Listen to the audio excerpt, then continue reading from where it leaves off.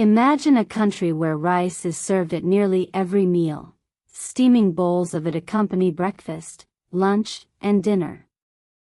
Yet, despite this steady stream of carbohydrates, the population enjoys one of the lowest rates of type 2 diabetes among wealthy nations. This is not a paradox but a testament to a food culture that has quietly mastered the art of balance, timing, and tradition. While much of the world wrestles with soaring diabetes rates tied to processed diets and sedentary habits, this nation offers a compelling counter-narrative rooted not in restriction, but in rhythm. At the heart of this story lies a simple truth: it is not what you eat alone, but how, when, and with what you eat it that shapes health. Rice, often vilified in modern nutrition debates as a blood sugar villain, is consumed here without fear, not because it is magically different, but because it is never eaten in isolation. A typical plate is a mosaic of small, thoughtfully composed dishes. Beside the rice sits miso soup humming with umami, a portion of grilled fish glistening with healthy fats, a tangle of pickled vegetables, and perhaps a cube of silken tofu. This is not a diet plan devised in a laboratory. It is a centuries-old way of eating that naturally moderates sugar spikes, supports digestion, and nourishes the body without excess. One of the most powerful yet overlooked elements of this approach is fermentation. Walk into any home kitchen or neighborhood eatery, and you will find foods transformed by time and microbes. Soybeans become sticky, pungent natto, rich in enzymes that support circulation. Vegetables are tucked into barrels with salt and left to sour into crisp, tangy pickles. Soy paste ferments into miso, deepening in flavor and gaining probiotic power. These are not trendy health foods but daily staples, woven into meals so seamlessly that their benefits are absorbed without fanfare. Fermentation does more than preserve. It unlocks nutrients, populates the gut with beneficial bacteria, and helps the body manage inflammation and metabolism in ways science is only beginning to understand.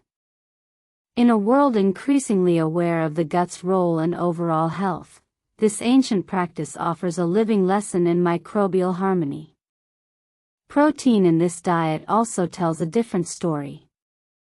Instead of centering meals around large slabs of meat, protein comes in modest, varied forms. Soy appears in many guises: soft tofu in broth, firm slabs simmered in dashi, ground into nutty pastes or blended into creamy drinks. Fish, caught fresh from surrounding seas, provides omega-rich fats that support heart and brain function. Nuts and seeds dot salads or garnish rice bowls. This diversity ensures a full spectrum of amino acids without overwhelming the system. Animal protein is present but never dominant, creating a gentler metabolic load. The result is a diet that builds and repairs without triggering the inflammatory pathways often activated by heavy red meat consumption or dairy-heavy Western patterns. Then there is the structure of the meal itself. The concept of the set meal, rice, soup, main dish, side dishes, is not just about aesthetics. It is a built-in system of portion control and nutritional balance. Each component is served in its own small dish, making it difficult to overindulge in any one thing. The eyes see variety, the stomach feels satisfied with less, and the body receives a broad array of nutrients in one sitting. This format discourages the all-you-can-eat mentality that fuels overconsumption elsewhere. Moreover, meals are rarely rushed.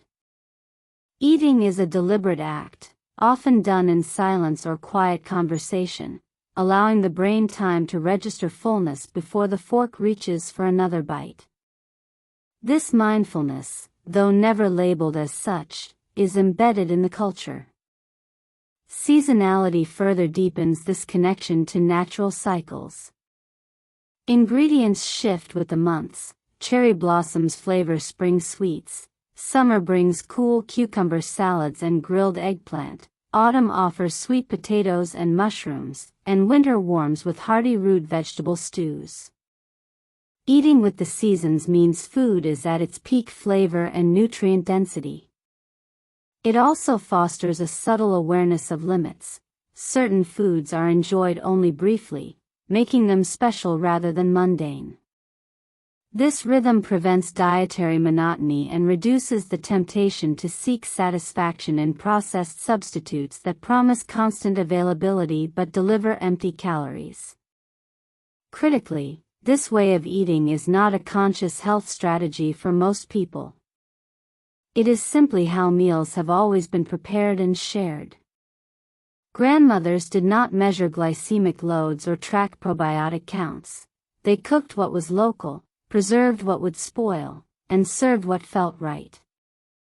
The health outcomes emerged organically from a system designed for taste, practicality, and community, not clinical metrics. In that sense, the real secret is not in any single food but in the architecture of the entire eating pattern. Of course, this picture is not static. As fast food chains multiply and convenience culture spreads, even this resilient food tradition faces pressure. Younger generations sometimes trade home-cooked meals for instant noodles or sugary snacks. Sedentary office jobs replace physical labor. And as a result, health challenges are creeping in. Diabetes rates, while still low compared to many developed nations, have begun to climb. This shift underscores a vital point. The protective power of this diet is not inherited, it must be practiced.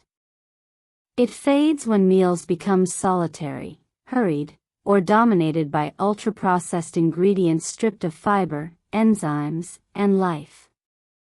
Yet the core principles remain accessible, even outside this island nation. You do not need specialty ingredients or exotic techniques to adopt this mindset.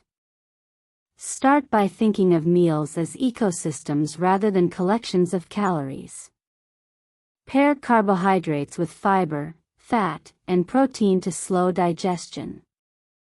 Include something fermented, a spoonful of sauerkraut, a cup of yogurt, a bowl of miso soup. Eat from smaller plates. Pause between bites. Let the seasons guide your shopping list. These are not drastic changes but gentle realignments toward a more attuned way of eating. What makes this story so compelling is that it flips the script on modern diet culture. Instead of cutting out entire food groups or chasing the latest superfood, it champions inclusion, balance, and pleasure. Rice is not the enemy, it is the anchor, surrounded by allies that help the body use it wisely. Health is not achieved through deprivation but through harmony. In a world obsessed with quick fixes and extreme regimens, this quiet, consistent approach offers something far more sustainable, a way of eating that feels good, tastes good, and, most importantly, lasts a lifetime. If this deep dive into Japan's rice paradox opened your eyes, you're not alone. It's a powerful reminder that food isn't just fuel, it's culture, rhythm, and wisdom passed down through generations. You don't need a complete diet overhaul to start eating smarter. Sometimes, the smallest shifts, like adding a fermented food to your meal or slowing down while you eat, can ripple into big changes over time. If you found this helpful, give the video a thumbs up, share it with someone who's curious about real, sustainable health, and hit subscribe for more stories that cut through the noise of modern nutrition.